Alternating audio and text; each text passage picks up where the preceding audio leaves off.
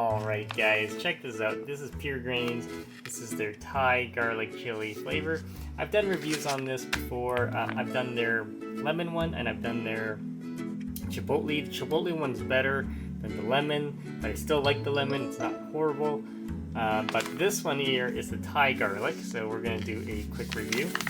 And here it is. I'm going to cook it up with some chicken and some carrots, so and then that's the ingredients. If you guys want to read it, pause the video. And then I'll do a quick taste test here. So I'll open this up. Here's an idea of what it looks like in the bag. You guys want to see that? So, alright guys, stay tuned. I'm going to cook it up and I'll be back. Alright, so here's the greens with the chicken and carrots that I made, and I added an onion. So as you can see, let's do a quick taste test right there. This is the Thai version.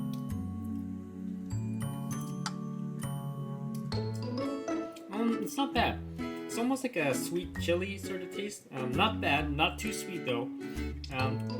Heat is pretty mild. I still think the chipotle one is probably the best one. It's not bad though. And then the lemon one comes second, and then this one is last.